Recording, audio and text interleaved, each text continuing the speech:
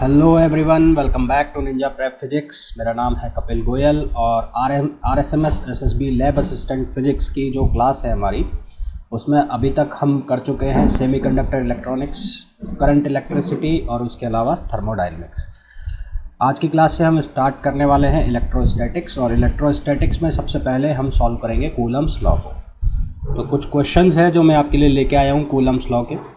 Questions लगभग similar हैं, जिस तरह से आपके एग्ज़ाम में पूछे जा सकते हैं आप लोगों से, तो उसी तरह के कुछ क्वेश्चंस को हम डिस्कस करेंगे। ठीक है, थ्योरी जो है यहाँ पर वो क्वेश्चंस की हेल्प से हम कॉन्सेप्ट्स को हम समझने की कोशिश करेंगे। तो सबसे पहले बात करते हैं, ये जो क्वेश्चन नंबर 1 दिया हुआ है, इस क्वेश्चन में क्या बोला गया है? In Coulomb's law the constant of proportionality. Coulomb's law जो होता है, कूलम्स लॉ क्या होता है? कूलम्स लॉ होता है K Q1 upon R square. यानी कि अगर दो चार्ज है, एक चार्ज है कोई Q1 और एक चार्ज है Q2, दोनों सेम चार्ज नेचर के भी हो सकते हैं, यानी कि दोनों पॉजिटिव, और दोनों विपरीत नेचर के भी हो सकते हैं, यानी कि एक प्लस और एक माइनस। अगर ये विपरीत नेचर के होंगे तो एक दूसरे को अट्रैक्ट करेंगे, और अपोजिट नेचर के होंगे तो एक दूसरे को क्या करेंगे? रिपल्स करेंगे, यानी कि विरोध करेंगे। इतना सबको पता होगा। अगर इनके बीच की डिस्टेंस r है तो कूलम्स लॉ क्या कहता है कि F समानुपाती होगा Q1 Q2 के, और F समानुपाती होगा इनके बीच की डिस्टेंस के स्क्वायर के रेसिप्रोकल के, 1 अपॉन के, है ना। यानी कि 1 समान F equals proportional to 1 upon R square. दोनों को मिलाते हैं तो यहाँ पर एक कांस्टेंट आ जाता है K, और K Q1 Q2 upon R square होता है। ये कूलम्स लॉ बन जाता है। यहाँ जो K होता है, इस K को हम कहते हैं 1 अपॉन 4 पाई एप्सिलॉन नॉट, और ये जो K है इसकी वैल्यू को हम लिखते हैं 9 इंटू 10 पावर 9। ठीक है, क्या लिखते हैं? 9 इंटू 10 पावर 9। यहाँ जो ये एप्सिलॉन है, इसको बोलते हैं एप्सिलॉन। इस एप्सिलॉन को बोलते हैं परमिटिविटी। क्या बोलते हैं? परमिटिविटी। और ये परमिटिविटी को हम बोलते हैं हिंदी में पारगम्यता। पारगम्यता, पारगम्यता बोलते हैं। ठीक है, क्या बोलते हैं? पारगम्यता। इस पारगम्यता की जो यूनिट होती है, वो यूनिट क्या होती है? Coulomb square upon newton metre square. पारगम्यता की यूनिट क्या होती है? कूलम स्क्वायर अपॉन न्यूटन पर मीटर स्क्वायर। और जो ये 4 पाई है, ये क्या है? कांस्टेंट है, इसकी कोई डायमेंशन नहीं होती। ठीक है, नो डायमेंशन। तो इसकी कोई डायमेंशन नहीं होती, तो हमें पूछा है के की यूनिट बताओ। तो के की यूनिट क्या हो जाएगी? 1 अपॉन 4 पाई की कोई डायमेंशन है नहीं, ये क्या हो जाएगा? C square upon newton metre square. तो ये क्या बन जाएगा? Newton metre square upon C square. ठीक है, और आप चाहो तो इस फॉर्मूला से भी निकाल सकते हो इसकी यूनिट सीधी सीधी, है ना। कैसे निकाल सकते हो? यहाँ लिखा हुआ है एफ की यूनिट क्या होगी? के न्यूटन। Q1 Q2 दो चार्ज हो गए, चार्ज की यूनिट होती है कूलम, तो कूलम का स्क्वायर हो जाएगा। नीचे लिखा हुआ है R मतलब रेडियस, यूनिट मीटर स्क्वायर हो जाएगी क्योंकि स्क्वायर में है। तो K की यूनिट क्या हो जाएगी? Newton metre square upon C square. अब ये आपकी इच्छा है कि आप कैसे निकालो, इससे भी निकाल सकते हो, और अगर आपको इस परमिटिविटी की यूनिट पता है तो डायरेक्ट यहाँ से भी आप सॉल्व कर सकते हो। ठीक है, तो ये तो बात हो गई पहले क्वेश्चन की। नेक्स्ट क्वेश्चन पर चलते हैं। ये जो क्वेश्चन है, इस पे बोला है ratio of the forces between two small spheres with constant charge A in air B in a medium of dielectric constant K, है ना। दो स्पेयर है, उन पे चार्ज दिया हुआ है। मान लो एक ये है और एक ये है, इन दोनों के बीच की डिस्टेंस R है, हम ऐसा मान लेते हैं। एक एयर में है और एक किसी मीडियम में है। ठीक है, तो एक चीज़ होती है रिलेटिव परमिटिविटी। रिलेटिव परमिटिविटी का मतलब होता है सापेक्षिक पारगम्यता। सापेक्षिक भी बोलते हैं इसको और आपेक्षिक भी बोलते हैं। सापेक्षिक पारगम्यता। ठीक है, ये वही हिंदी देख लेना, है ना, सही लिख रहा हूँ कि नहीं। तो इसको लिखते हैं ER से, या फिर इसको K से भी लिखते हैं, और ये बराबर होता है E अपॉन एप्सिलॉन नॉट। ठीक है, E अपॉन एप्सिलॉन नॉट। तो यहाँ से E बराबर होता है एप्सिलॉन नॉट इंटू K के, या फिर बराबर होता है एप्सिलॉन नॉट इंटू ER के। ठीक है, एप्सिलॉन नॉट इंटू ER के बराबर होता है। इस ER की वैल्यू की बात कर रहा हूँ मैं वैक्यूम के लिए। वैक्यूम मतलब निर्वात के लिए इसकी वैल्यू होती है 1। इस ER की वैल्यू एयर के लिए होती है 1.08, लगभग आप इसको 1 ले सकते हो। और पानी के लिए इस ER की वैल्यू, यानी कि वाटर के लिए, लगभग 80 या फिर कई जगह 81 ये होती है। ये आपको याद रखना है। अब हमें सवाल में बोला है कि पहले मीडियम में तो क्या है? एयर है, और फिर क्या है? डाइलेक्ट्रिक कांस्टेंट है कोई K। क्या फ़र्क पड़ेगा, हमारे पास जो फॉर्मूला होता है वो क्या होता है 1/4πε, और यहाँ पर क्या होता है Q1 Q2/r², ये फार्मूला होता है। पहले क्या है, एयर है, और फिर क्या है डाइलेक्ट्रिक कांस्टेंट क्या है, के। डाइलेक्ट्रिक कांस्टेंट किसको कहते हैं, इस के को ही कहते हैं, यानी कि सापेक्षिक पारगम्यता का दूसरा नाम क्या है, डाइलेक्ट्रिक कांस्टेंट है। तो पहले केस में क्या है, एयर है, और एयर को लगभग कितना ले रहे हैं हम, 1 ले रहे हैं, तो यहाँ पर ये ER होता है, ठीक है। क्या होता है, E होता है, क्या होता है, E। तो ER की वैल्यू एयर के लिए कितनी है, लगभग 1 है, तो यहाँ पर ये कितना हो जाएगा, मैं इसको लिख देता हूँ F एयर। तो F एयर के केस में क्या हो जाएगा 1/4πε0 ही हो जाएगा, और यहाँ पर क्या होगा Q1 Q2/r²। दूसरे केस में किसी मीडियम में, तो मीडियम के केस में है तो 4π, अब यहाँ पर जो E होता है किससे मल्टीप्लाई जाएगा, K से, तो क्या आ जाएगा ε0 × K, और Q1 Q2/r²। हमें पूछा है इन दोनों का रेशो, तो रेशो पूछा है तो FR/F मीडियम, ठीक है, ये पूछा है। तो ये पूछा है तो भाग लगा दो, क्या लगाओगे, Q1 Q2/4πε0r², और ये वाला ऊपर चला जाएगा 4πε0 K r² Q1 Q2। क्या क्या कट रहा है, जो कट रहा है उसको काट दो, क्या कट रहा है Q1 Q2, ये कट गया, ये कट गया, r² कट गया, r² कट गया। तो हमारे पास यहाँ से आंसर जो आ जाएगा वो आ जाएगा क्या, K/1। हमारे पास आंसर क्या हो गया, K/1। कॉन्सेप्ट क्या था यहाँ पर, ये रिलेटिव परमिटिविटी का, रिलेटिव परमिटिविटी या इसको क्या बोलते हैं, डाइलेक्ट्रिक कांस्टेंट भी बोलते हैं, E/ε0।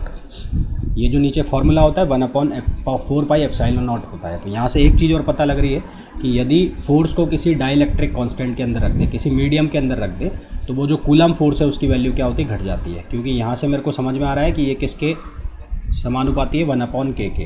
तो इसकी वैल्यू बढ़ेगी तो इसकी वैल्यू क्या होगी, घटेगी।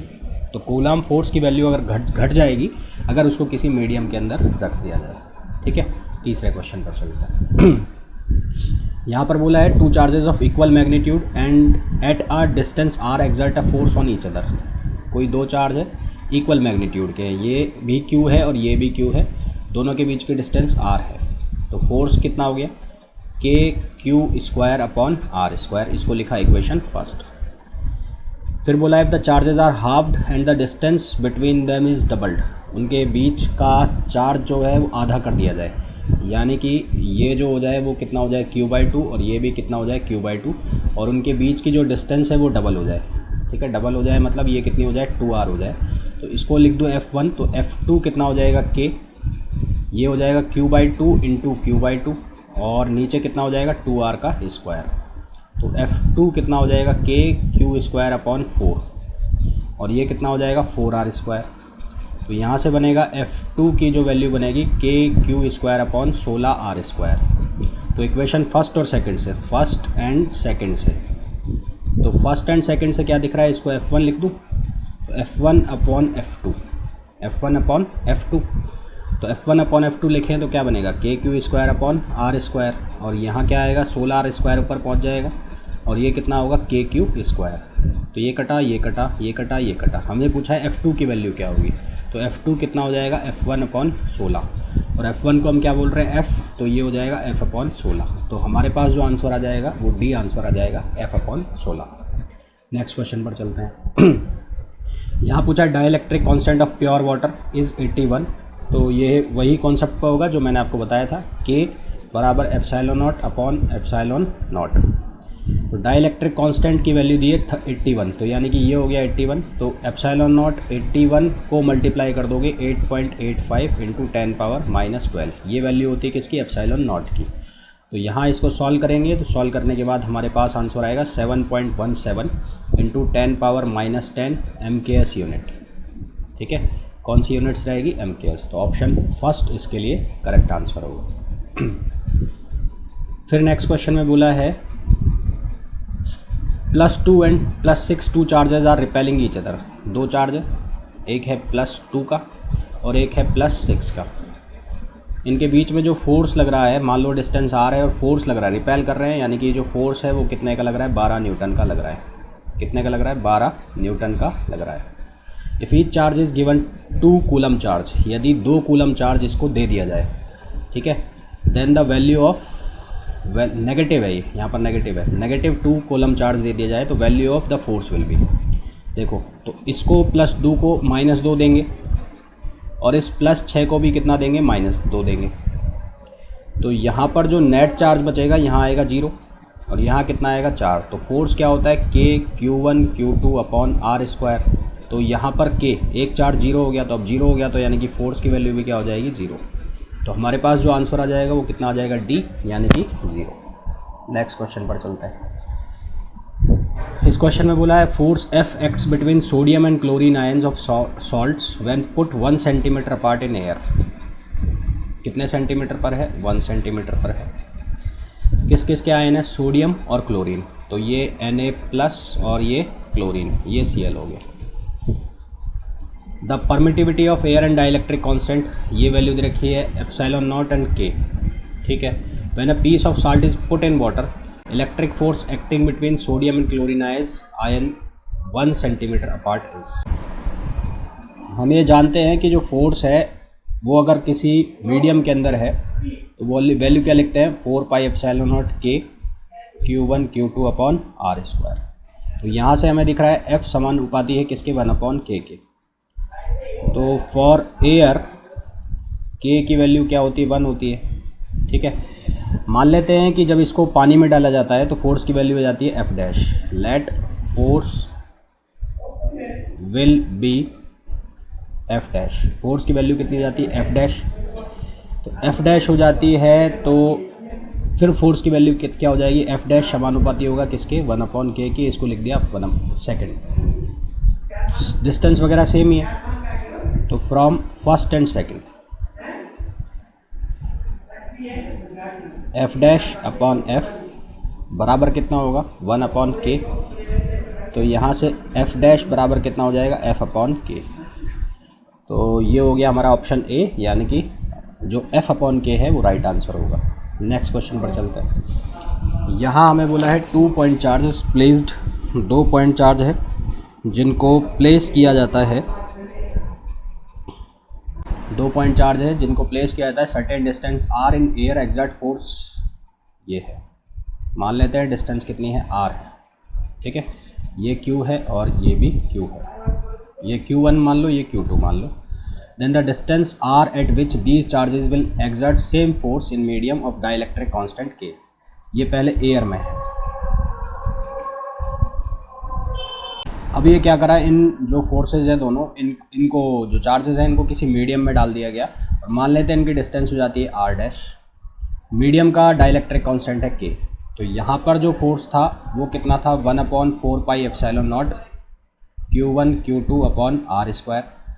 यहाँ पर जो फोर्स है वो क्या है, 1/4πε0 K Q1 Q2 upon R'²।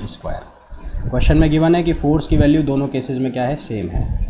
क्या लिखेंगे, 1/4πε0 Q1 Q2 अपॉन R² बराबर Q1 Q2 अपॉन 4πε0 K और R'²। तो ये कटेगा, Q1 Q2 कटेगा, ये सब कट जाएगा यहाँ से। तो हमारे पास जो R1' की वैल्यू है, R1' वो किसके बराबर हो जाएगा, वो बराबर हो जाएगा R² अपॉन K। तो R1 की वैल्यू हो जाएगी R/√K। किसके बराबर हो जाएगी, R/√K, जो कि ऑप्शन हो गया C। नेक्स्ट क्वेश्चन पर चलते हैं। इस क्वेश्चन में बोला है 2 particles each of mass m and carrying charge q are separated by some distance, ठीक है। सेपरेटेड बाय सम डिस्टेंस मान लेते हैं r डिस्टेंस है, चार्ज की वैल्यू है q। If they are in equilibrium under mutual gravitation electrostatic force then q/m का ratio बताना है। तो पहले अलग अलग कंडीशन लिख लेते हैं। अभी यहाँ पर 2 सेम मास है, इनके बीच के डिस्टेंस r। तो मास के लिए अगर लिखें तो यहाँ पर लिखा जाएगा ग्रेविटेशन फोर्स, और ग्रेविटेशन फोर्स बराबर होता है किसके, Gm1m2r/r²। तो ये हो जाएगा Gm² अपॉन r²। और कूलम फोर्स बराबर होता है किसके, Q सेम है तो Q² अपॉन r²। ये वैल्यू हो जाएगी। अब जो ग्रेविटेशन फोर्स है वो तो नेचर में होगा अट्रैक्टिव, वो तो हमेशा नेचर में क्या होता है, अट्रैक्टिव। और ये क्या होगा, रिपल्सिव, क्योंकि दोनों सेम चार्ज के हैं। तो ये दोनों फोर्स क्या होंगे, बराबर होंगे। तो Fg बराबर क्या होगा, कूलम। तो इसको लिखेंगे GM² अपॉन R², और इसको लिखोगे KQ² अपॉन R²। ये कट गया यहाँ से। तो हमें रेशो बताना है Q/M का, तो Q/M ये स्क्वायर में आएगा और ये क्या आएगा, G/K। तो यहाँ से हमें Q/M का जो वैल्यू मिलेगी वो G/K का अंडर रूट। तो Q/M हमें वैल्यू डालनी है G और K की। तो G की वैल्यू कितनी होती है, 6.6 × 10⁻11, ठीक है, -11। और जो K की वैल्यू है वो कितनी होती है, 9 × 10⁻9। तो इसको सॉल्व करेंगे तो हमारे पास आंसर आएगा कितना, 10⁻−10, जो कि ऑप्शन हो जाएगा बी। ठीक है, जो कि ऑप्शन हो जाएगा बी। तो होपफुली ये जो कूलम फोर्स के क्वेश्चन है, कॉन्सेप्ट है इसका, आप लोगों को समझ में आया होगा। मिलते हैं नेक्स्ट लेक्चर में नए टॉपिक के साथ। Till then, thank you, bye bye.